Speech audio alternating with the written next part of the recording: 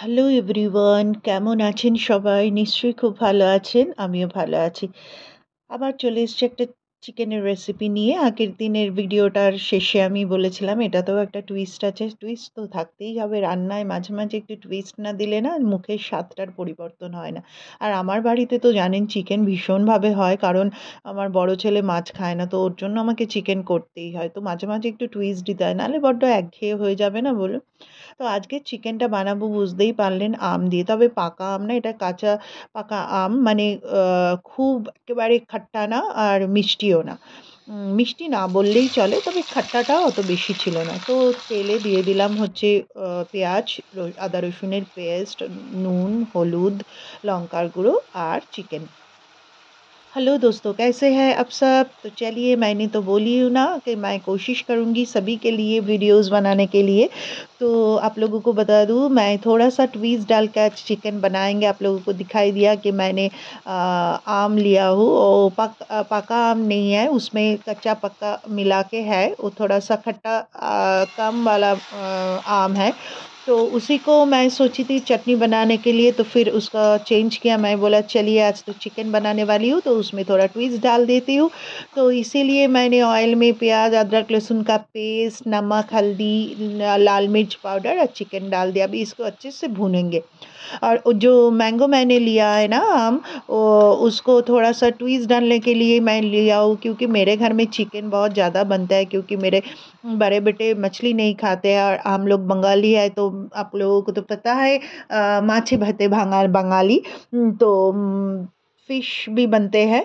तो इसीलिए बीच-बीच में ना मुझे थोड़ा-सा चिकन में ट्विस्ट लाना पड़ता है, वही आप लोगों के साथ मैं शेयर करती हूँ। তো চলুন আমটার মধ্যে একটু দই দিয়ে আমটাকে ভালো করে মিক্সিং জারে মিক্স করে নিই, মানে ওটাকে ग्राइंड করে নিই। तो चलो रेडी। तो देख लिया आप लोगों ने, मैंने थोड़ा-सा वो आम के साथ थोड़ा-सा खट्टा दही मिला के उसको मिक्सी में चला लिया। अभी जो मेरा चिकन है वो थोड़ा-सा ভুন গয়া। চিকেনটা দেখো ভালো মতো কষে গেছে, তেল ছাড়তে শুরু করেছে। আমি এবার এই পেস্টটা দিয়ে দেব, ঠিক আছে? তো এই পেস্টটা দিয়ে আবার ভালো করে কিছুক্ষণ এটাকে আমি ফুটতে দেবো। अभी जो मैं दिया वो है কাশ্মীরি লাল মির্চ পাউডার। এখন আমি কাশ্মীরি লাল মির্চ পাউডারটা দিলাম একটু কালার আসার জন্য, নাহলে সাদা সাদা হবে। তো এখানে না কালারটা ঠিক সেইভাবে আমি কিছুতেই আনতে পারলাম না, জানি না এটা ফোনের ক্যামেরার কি ব্যাপার। তো কালারটা দারুণ এসছিল আর টেস্টটা অসাধারণ। তো আমার চিকেন মোটামুটি দেখো রেডি হয়ে গেছে। তো আমি ওটা দিলাম ঘি আর गरम मसालार पाउडर। तो मैंने लास्ट में मेरा चिकन देखिए अभी पूरा रेडी हो गया है, तो इसमें थोड़ा-सा मैंने घी और गरम मसाला पाउडर ऐड कर दिया थोड़ा-सा फ्लेवर के लिए। तो फ्लेवर भी बहुत अच्छा आया था, खाने में भी बहुत टेस्टी बना था। तो चलो इसको, मेरा तो रेसिपी हो गया ख़त्म। तो आप लोग अगर अच्छा लगा तो लाइक कर देना, और चैनल को please please please please please subscribe ज़रूर करना। आप लोगों का साथ मिलेगा तो मैं आगे बढ़ूँगी, और लाइक करेंगे तो मुझे और रेसिपি বানানে কা মন করেগা। তো চলো আমার রেসিপি তো শেষ হয়ে গেল। তোমাদের কেমন লাগলো সেটা অতি অবশ্যই জানাবে, আর ভালো লাগলে একটু লাইক করবে, কমেন্ট করবে। কমেন্টটা একটু করো, ভালো লাগুক খারাপ লাগুক। দেখো সত্যি কথা, কমেন্ট করলে ভালো লাগে, কাজ করতেও ভালো লাগে। আর তোমরা যত পাশে থাকবে তত না কাজটা করতে আরও ভালো লাগবে বলো।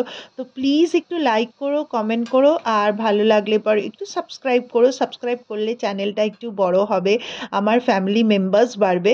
তো সবারই তো ভালো লাগে বলো, ফ্যামিলিতে নতুন নতুন মেম্বার্স অ্যাড হলে।